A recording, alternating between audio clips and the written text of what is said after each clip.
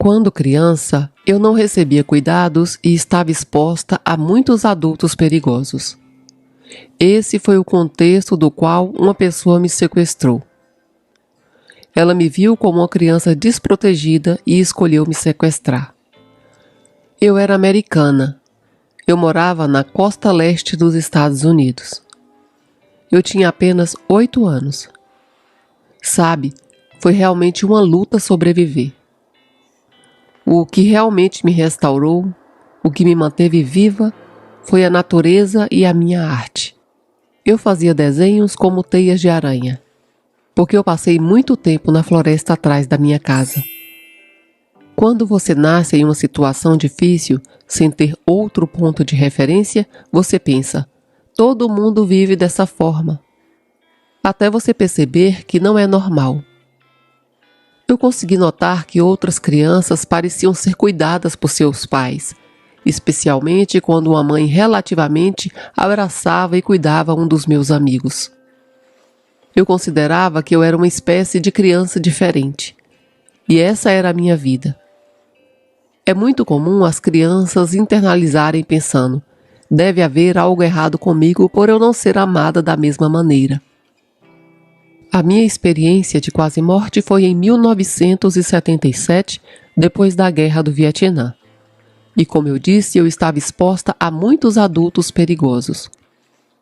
Havia uma revista que estava recrutando soldados veteranos do Vietnã para lutar na Guerra da Rodésia, porque o governo da Rodésia teoricamente não tinha pessoas suficientes ao seu lado. Então, pelo que eu consegui entender, essa edição de primavera da revista estava convidando literalmente os homens. Venham, venham ser homens entre os homens. Vocês podem ter uma arma na mão. Nós te enviaremos até o dinheiro da passagem. Então eu acredito que ele estava indo lutar na guerra e em sua mente ele iria conseguir uma filha. E essa filha era eu. Então ele me viu caminhando de casa para a escola e me pegou logo no final do ano letivo. Ele me sequestrou. As pessoas me perguntam, você não sabia que ele não estava mentalmente bem? Claro que eu sabia.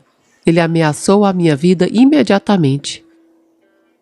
O estranho é que, por já ser uma sobrevivente de abuso, eu estava bastante rápida em usar as minhas intuições para ler os adultos e descobri o que eu precisava fazer para sobreviver ao processo de saúde mental deles e o que eu precisava me tornar para ser o que eles precisavam.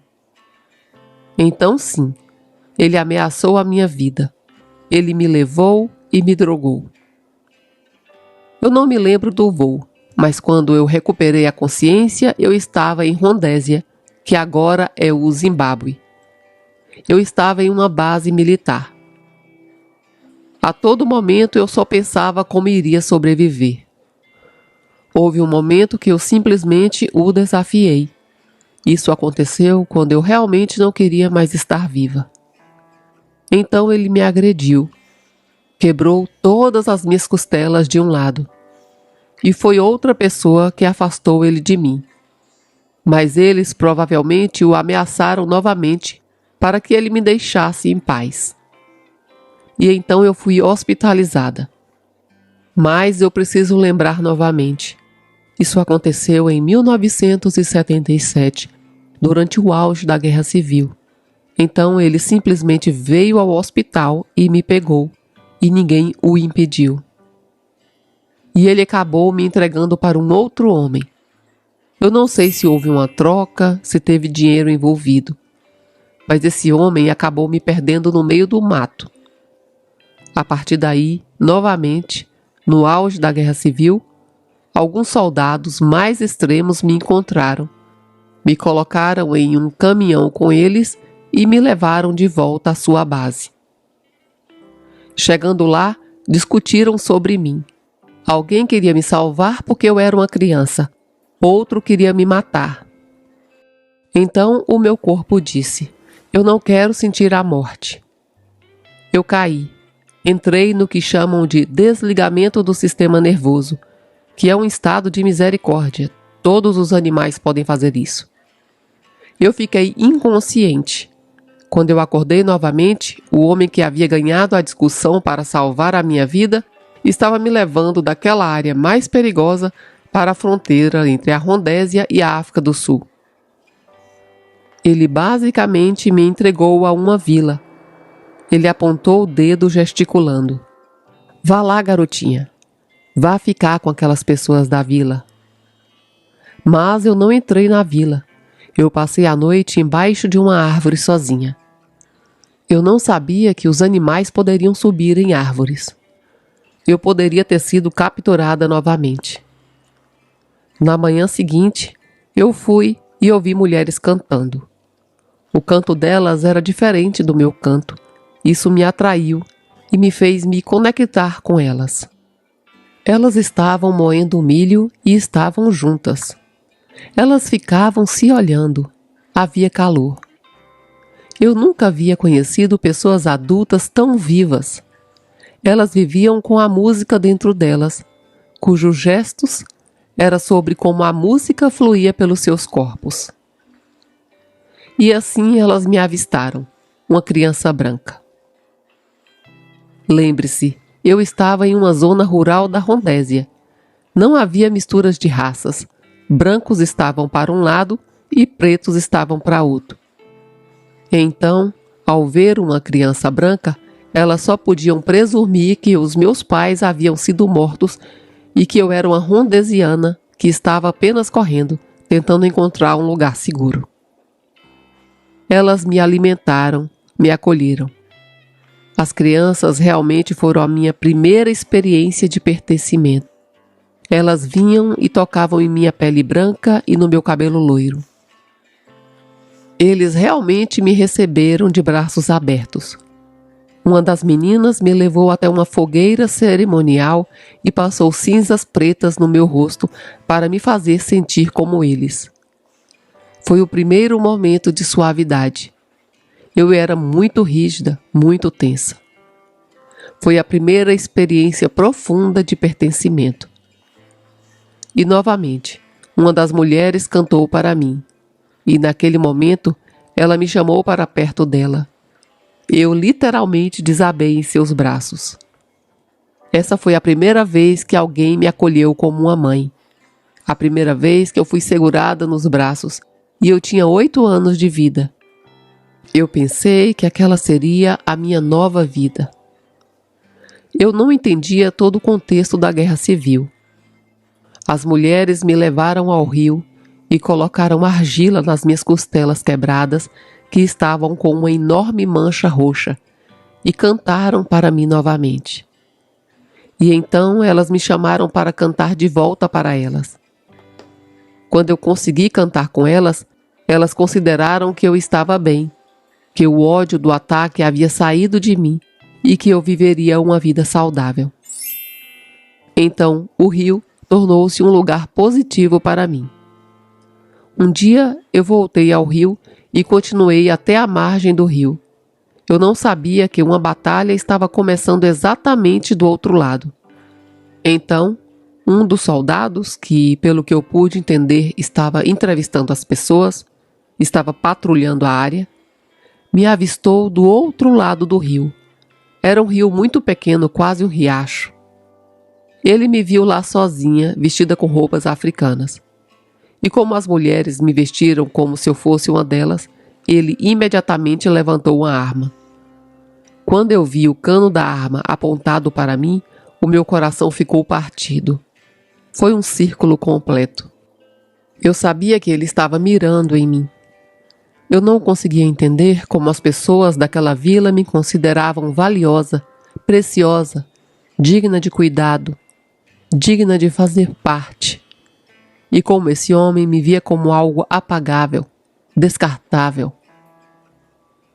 Antes que eu pudesse sequer me virar para correr, ele estava muito perto de mim. A mira da arma estava desajustada. Então a bala raspou no topo da minha cabeça e eu fui arremessada no chão. Imediatamente eu estava sangrando muito. Eu estava rezando para alguém da minha vila vir me encontrar e me ajudar. E o que aconteceu foi que a minha consciência, a minha percepção, foi acima do meu corpo. Eu estava olhando de cima e vendo a minha força vital se movendo dentro e fora do meu corpo.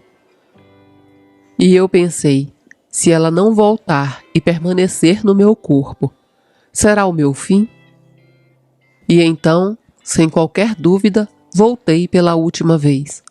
Minha consciência passou pelo meu coração, passou pelas costas do meu coração. Eu entrei em um túnel de uma forma muito rápida, mas eu estava completamente segura. Eu estava sendo transportada para outro lugar. Havia uma liberdade, uma paz. Eu não precisava mais lutar para sobreviver. Eu não precisava mais fazer tudo o que eu podia para manter este corpo vivo. Eu podia apenas descansar, ser amparada, ser levada para onde eu estava indo, para onde eu sabia que a fonte estava.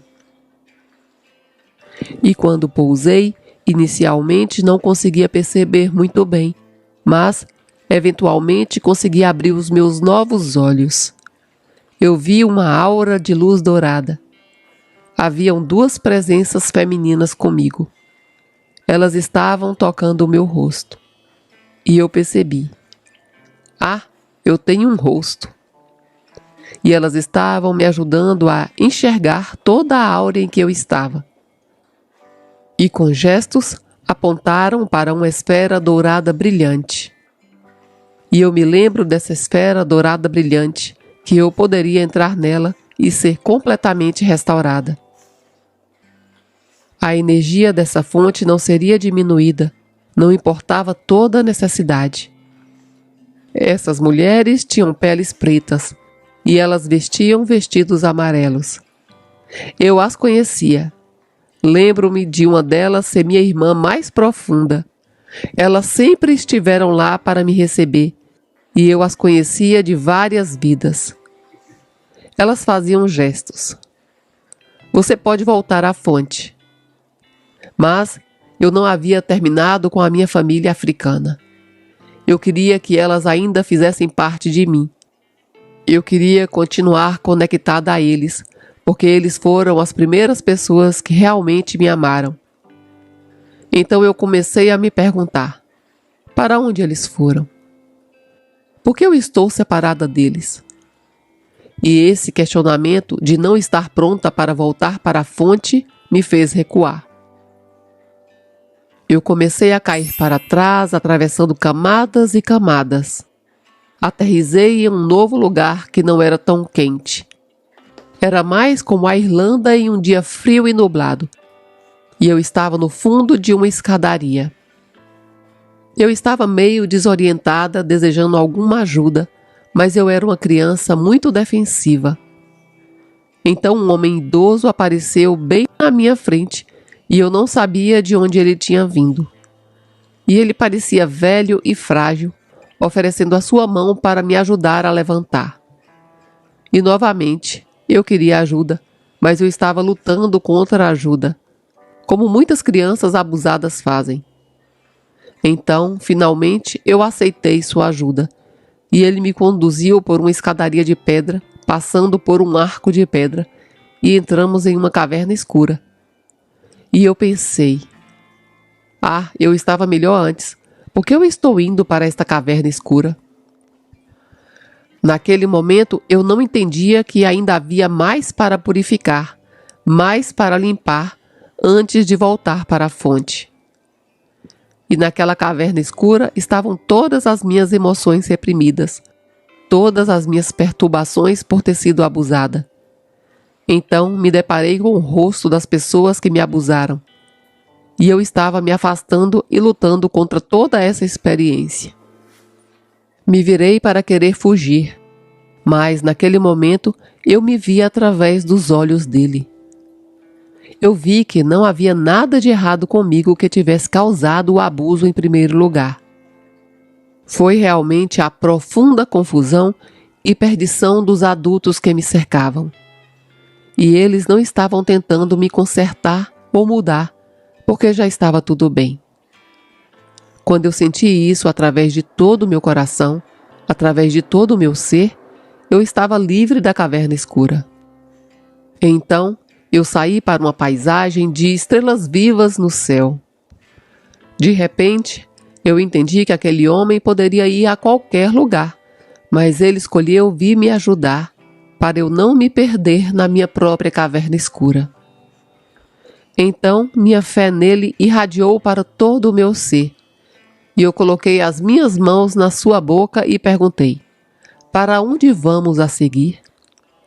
E ele telepaticamente me respondeu: estamos pulando dessa falésia, mergulhando no céu noturno, e estamos nos permitindo cair na próxima liberdade, na próxima camada. E assim fizemos, estávamos caindo, e éramos como os pássaros atravessando o céu noturno. E ele me disse: isso é morrer. E então eu descobri que morrer era ser amparada, ser guiada, estar cheia de graça. E caímos pelo céu noturno até chegarmos ao nascer do sol. E novamente, lá estava a esfera dourada brilhante. Ele fez um gesto e me disse telepaticamente: vá lá, garotinha.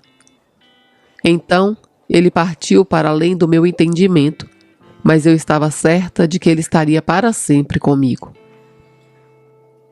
A partir daí, eu mudei.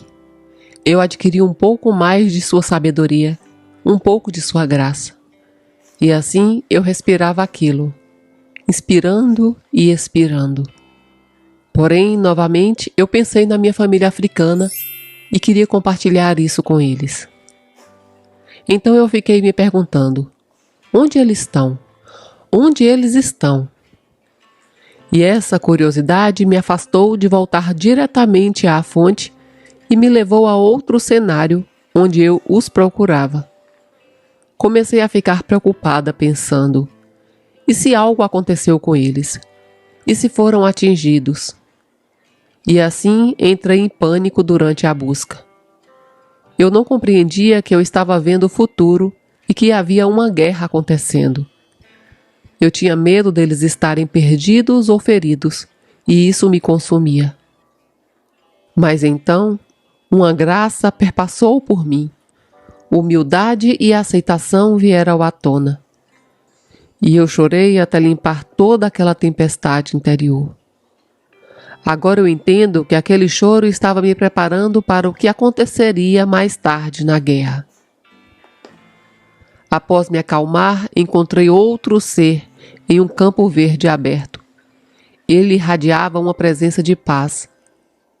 O vi com um homem, com uma barba, um cajado de pastor e uma túnica.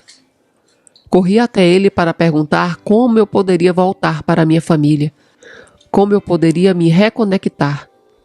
E então, diante dele, percebi que eu já estava em conexão. Eu pertencia à minha família universal. Eu não estava mais buscando desesperadamente o que eu tinha aqui na terra. Quando fiquei diante dele, o seu rosto mudou. Ele se transformou em uma pessoa da vila, e o meu amor por aquele homem que me ajudou floresceu. A imagem dele mudou para a de um leão, e em certo momento ele se inclinou e tocou a minha testa com a sua. Eu pude ver o que ele via: uma vasta teia de conexões universais, como joias que podemos fortalecer com o nosso coração amoroso. Nós podemos ser generosos e compassivos uns com os outros. Quando enviamos compaixão e generosidade através dessas linhas vivas de conexão do nosso coração para o coração dos outros, revigoramos a matriz da vida e essas conexões universais. Eu me vi no futuro, visitando cada sapo, cada árvore, cada montanha, compreendendo que sempre pertencemos a essa teia, a essa conexão universal. A minha missão é lembrar como estar presente nesse amor, como dar e receber em coração. Quando ele se levantou novamente, a minha fé nele era absoluta. Eu sabia que, conectando-me a ele, eu também estaria conectada à minha fonte divina. Então, literalmente me entreguei completamente a Ele e viajamos juntos. Novamente, emergimos em uma nova paisagem, e dessa vez estávamos acima, olhando para o plano terrestre. Vi meu próprio corpo abaixo sangrando. Minha mãe africana estava lá, segurando a minha cabeça e contendo o sangramento. Ele me deu a escolha: voltar imediatamente ou continuar ascendendo, voltar para a fonte. Eu escolhi voltar para a fonte, ascender, mas a minha mãe africana lamentava aos céus. Eu queria que ela entendesse que eu estava bem e que estava amparada sem dor. Conforme eu ascendia, as cortinas se fechavam atrás de mim, como folhas fechando um jardim secreto. Eu ainda ouvia o canto dela. Ela estava invocando os ancestrais da terra, mas eu estava muito encantada e maravilhada, pois seres passavam por mim, me purificando. Eu estava voltando para a fonte criadora, que eu chamo de grande coração. Eu entendia que esse grande coração me havia entoado a existência, chamando-me para a vida através do canto. Então, eu estava voltando para essa fonte, mas o canto da minha mãe africana ainda me chamava a atenção. Assim, eu estava entre o canto do grande coração e o canto da minha mãe africana. Decidi escutar o canto dela, e ela estava convocando os ancestrais da terra para me trazerem de volta à vida, me lembrando que eu ainda não havia cumprido a minha missão, que era cantar e chamar as pessoas de volta à vida, assim como ela estava me chamando naquele momento. Isso me intrigou, me fez lembrar do meu propósito. Então virei-me, sabendo que ainda poderia pertencer ao grande coração. Voltei à vida. Enquanto viajava de volta pelo túnel, retornando a esta dimensão, encontrei outro ser. Eu o percebi como uma onça dourada. Ela disse que eu tinha muitas imagens de arte para eu desenhar, para me lembrar e para lembrar aos outros que pertencemos ao grande coração, que somos parte da fonte. E que, quando eu estivesse segura, eles me dariam essas imagens uma após a outra para continuar desenhando e me lembrar da minha conexão com a fonte divina. Encontrei mais um ser bem entre o véu que separa os vivos dos mortos.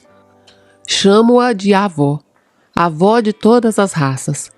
O seu canto ecoou em mim como se fosse uma catedral. Ela me disse que seria difícil quando eu voltasse, mas que eu sempre pertenceria ali, não importa o que eu tivesse que fazer para sobreviver. Ela disse que não importava o que alguém dissesse sobre eu não ser digna, eu sempre pertenceria à nossa casa. Então, com esse último ser com o qual cantei, nasci de volta para o meu corpo, que novamente estava dolorido. Eu estava em dor. Sentia-me muito frágil. E foi a minha mãe africana segurando meu corpo que me fez sentir que estava realmente viva. Ela me levou de volta para a vila. Cantavam canções, aplicavam remédios de plantas em meus ferimentos e cuidaram de mim. E porque eu pertencia a eles, eu sabia que ficaria bem. Eu sabia que eu sobreviveria.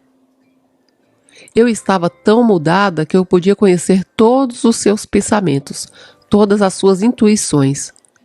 Era como se, olhando para as pessoas por fora, eu pudesse ver o mundo inteiro dentro delas e entender que todos temos uma conexão uns com os outros. Isso tem sido um presente realmente forte. À medida que me curava do trauma, não apenas as memórias calorosas voltaram, mas a intuição e a habilidade telepática que me fazia entender profundamente as pessoas. Isso também voltou à medida que fiz minha recuperação do trauma. Eu não fui criada como cristã, e é muito interessante que o ser que eu conheci Algumas pessoas podem considerar como Joshua. E então, eu gosto de mudar isso um pouco. Nem sempre é o que fomos treinados para ver. Alguns dias depois da minha experiência de morte, eu acredito que eu vi Shiva. E certamente eu não fui criada como hindu, e eu não fui exposta a nada relacionado ao hinduísmo. Então, eu compreendo que vemos o que é necessário para nossa alma, para nossa cura, para nossa recuperação. Então, sim, eu não fui criada com ideias cristãs. Obviamente, sendo americana, estou imersa na cultura cristã, claro. Mas eu sinto que era apenas uma medicina que eu precisava. E o que eu encontrei? Conversando com tantas pessoas que tiveram experiências de quase morte, cada experiência é feita sob medida para a pessoa que a vive. A experiência contém o que ela precisa naquele momento e também o que a faz se sentir confortável. Em geral, existem alguns tipos de experiências infernais, mas muitos dizem que precisavam passar por aquilo para criar uma experiência, porque acreditavam que precisavam fazer isso. E os cristãos te disseram que isso seria o inferno. 2 dias depois, os soldados voltaram e atacaram a vila. Uma das mães e eu estávamos fugindo quando fomos atingidas por tiros. Ambas caímos no chão, e quando eu olhei ao redor, vi que todos que eu amava estavam feridos. Como já havia acontecido na minha primeira experiência de morte, isso me preparou para a magnitude da perda. Enquanto aquela mãe ainda estava viva, ela me gritava para continuar. Ela nunca tinha me gritado antes, mas eu segui suas instruções da melhor maneira possível e continuei. Essa foi a parte mais difícil de curar para mim. Eu não conseguia ajudar alguém que me ajudou e me amou tanto. Sobreviventes de guerra e pessoas que passam por traumas extremos entendem que é doloroso compreender o que aconteceu conosco pessoalmente, mas ainda é mais difícil curar o que testemunhamos com aqueles que nós amamos, especialmente quando nos sentimos impotentes. Cerca de 20 passos depois, comecei a sangrar novamente por ter caído no chão. Incrivelmente, pude revisitar essa experiência e eu descobri que eu estava correndo um pouco morro abaixo na areia. Caí de novo e comecei a sangrar novamente, tendo a segunda experiência de morte. Essa segunda experiência foi muito diferente. Quando eu voltei à consciência, não estava mais em um cenário branco. Havia alguém cantando para mim. Cantavam: "Você vai viver, você vai viver." Era como uma cantiga de niná, pois sabiam que eu tinha uma lesão cerebral e que eu precisava de algo simples. Levei um tempo para entender. Você vai viver. Estão falando comigo? E isso significa que eu estou morta. Eu pedi para ver quem estava cantando para mim. Me aproximaram de um véu e eu consegui olhar através dele. Do outro lado eu vi um ser sentado em posição de lótus. Ele tinha a pele azul e roxa e um coco preto na cabeça. Eu sabia que ele era ao mesmo tempo masculino e feminino, poderoso criador e destruidor ao mesmo tempo. Fiquei maravilhada. Eu me sentia tão pequena diante a sua magnitude. Haviam muitas decorações ao redor dele, mas eu estava tão focada no seu rosto que eu sabia que, se ele quisesse, eu morreria. E eu simplesmente morreria e renasceria e seria recriada. E eu sabia também que, se ele quisesse, eu viveria. Isso também aconteceria, porque ele começou a me mostrar as montanhas colidindo ou as massas de terras colidindo para formar uma montanha. E ele disse: "Vamos destruir a terra e criar a montanha, para que você possa ver a sua bela montanha." E eu respondi: "Eu não gosto da parte da destruição." Então ele começou a desfazer a montanha, grão por grão, e disse: Vamos destruir a montanha para que você possa ter a praia. E eu respondi: será que eu posso ter a praia e a montanha? Não gosto da parte da destruição. E ele estava mostrando que parece que a destruição total, na verdade, abre espaço para uma nova criação. Minha vida parecia completamente destruída naquele momento. Mas um dia, isso faria parte de uma nova criação, algo que eu não seria capaz sem essa experiência. Ele me devolveu o meu corpo e continuou falando comigo. Ele me deu o poder, mesmo em meu corpo enfraquecido, de continuar rastejando para frente. E ele me orientou a me afastar do massacre, porque os animais seriam atraídos para o cheiro de sangue à noite. Então eu precisava me afastar ainda mais rastejando. Ele segurou o plano, pois eu não sabia como conseguiria rastejar para frente, e ele estava me guiando em direção a um poço, porque ele sabia que de manhã uma mulher de outra aldeia me encontraria lá. Eu não queria mais viver.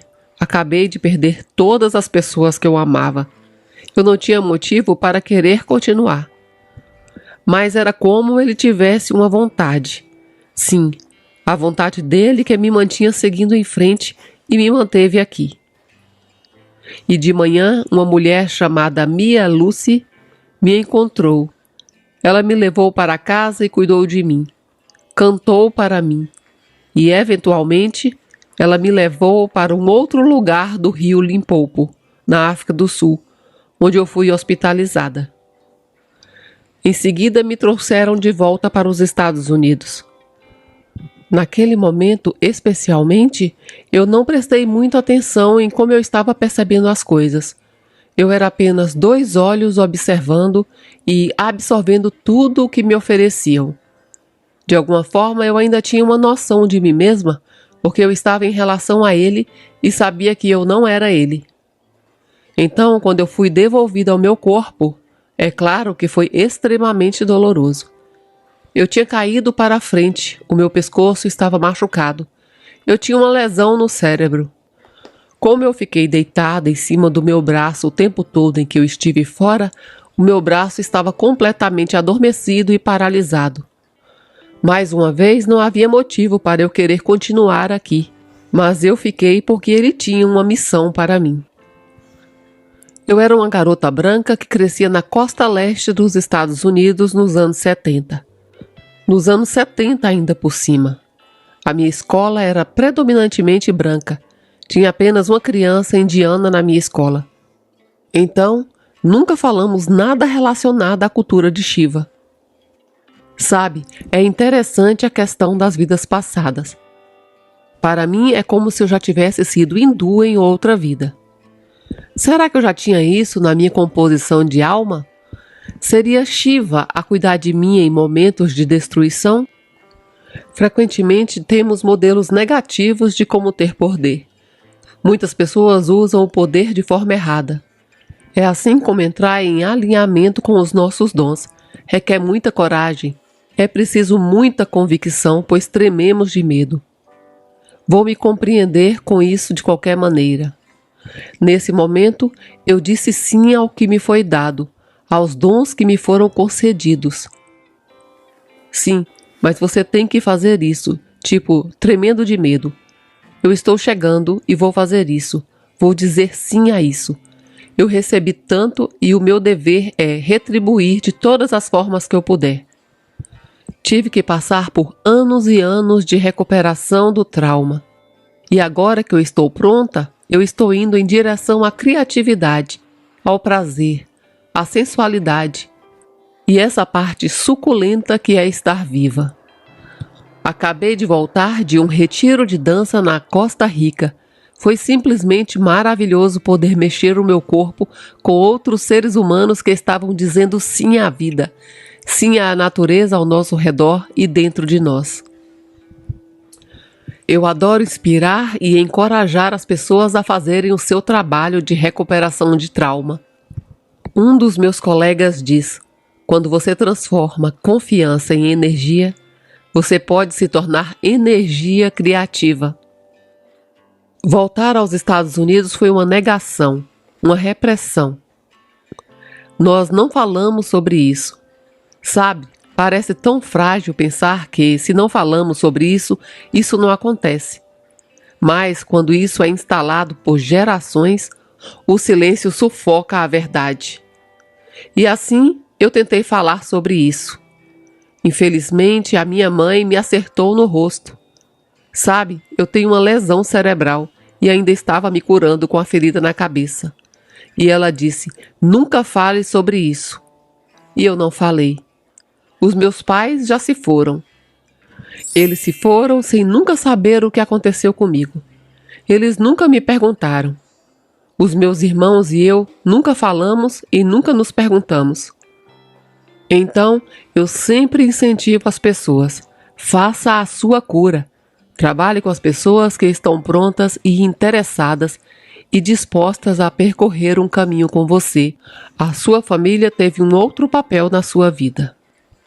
Eu voltei ao Zimbábue e quando eu voltei, eu refiz os meus passos. Encontrei onde fui amada.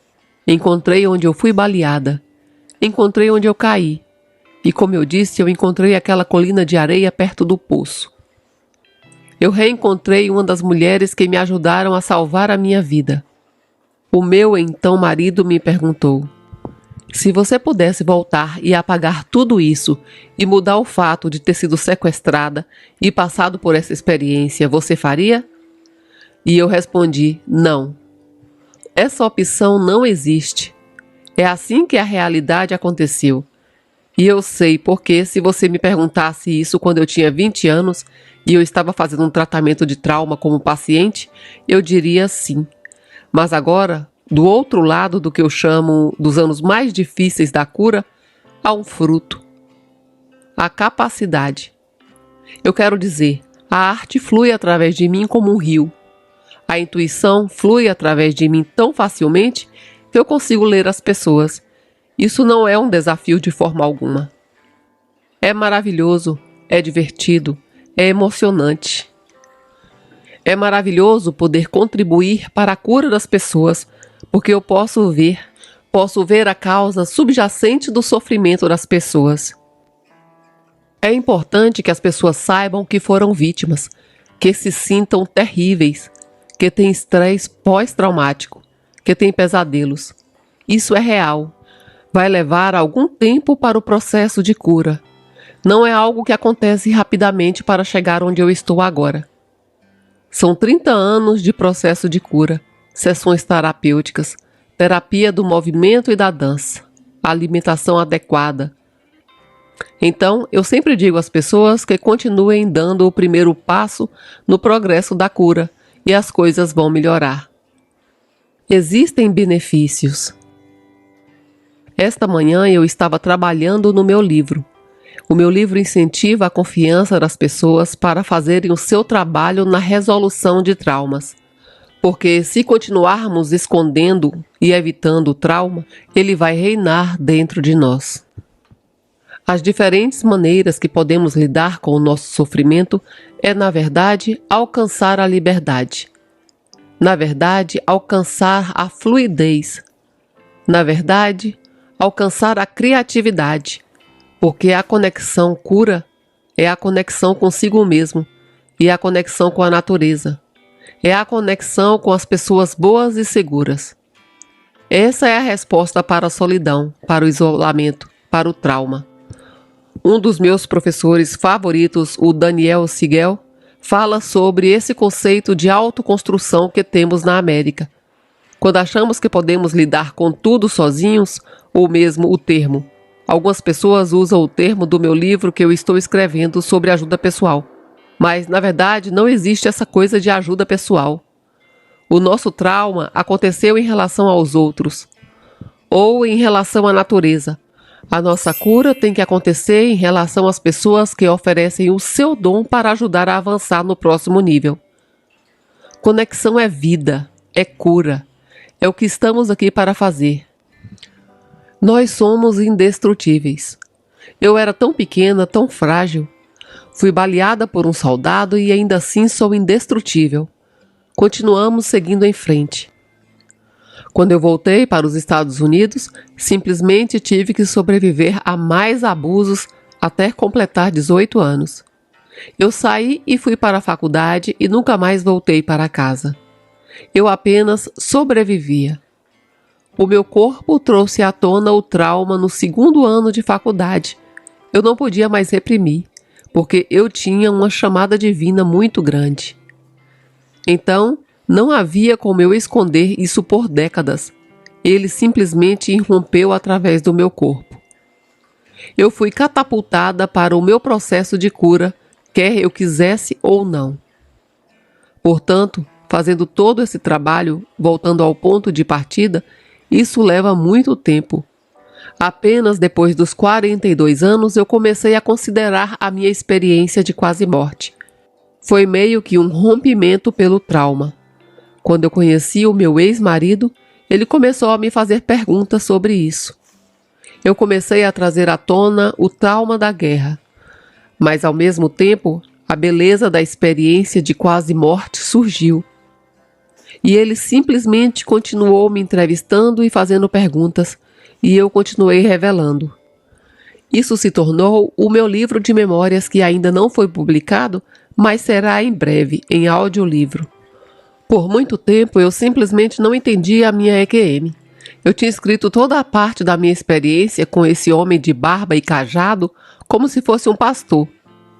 E ele leu e disse: "O Senhor é meu pastor." E eu fiquei tipo: "Ah, isso faz sentido." Eu simplesmente não tinha percebido. Eu só estava descrevendo e as pessoas que perguntavam se era Christmas ou algo assim. E então eu percebi: ah, o Criador, repressor. E as pessoas tiveram que me apontar isso, com o fato de que o rosto de Jesus se transformou em um leão. Como as pessoas que eu escrevi sobre isso no Facebook, alguém disse: "Você conhece a tribo de Judá?" E eu fiquei tipo: "Não, eu não conheço." Então, foram as pessoas refletindo sobre a minha experiência. Para mim, era apenas uma experiência. Eu não tinha uma interpretação. Eu escrevi como se fosse apenas uma criança. Eu não tinha interpretação e a minha interpretação, na verdade, não importa. A minha interpretação da minha arte, da minha experiência de quase morte, não importa. É sobre o que é medicina para cada pessoa, o que é relevante para o próximo passo delas. No final das contas, precisamos de conexão.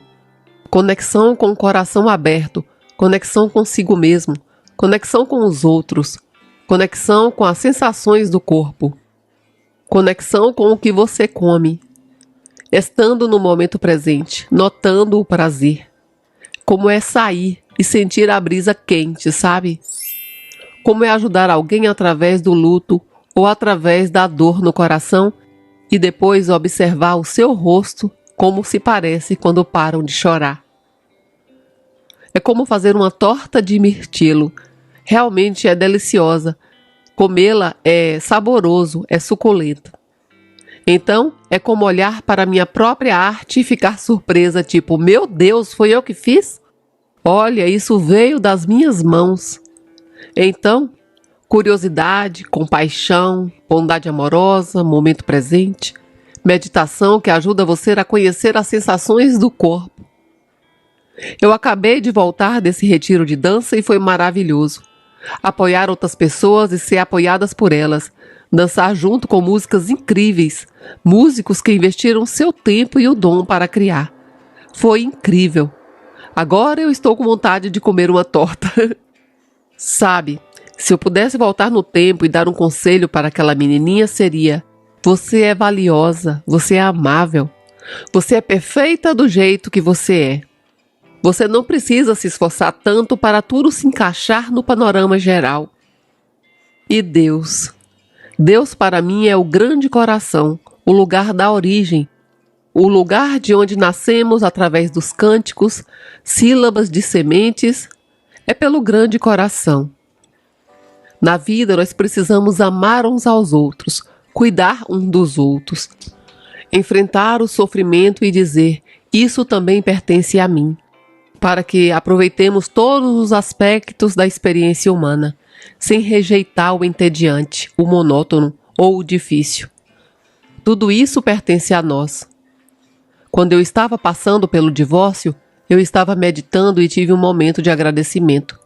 Agradeci pela perda. Tudo era igual para mim naquele momento.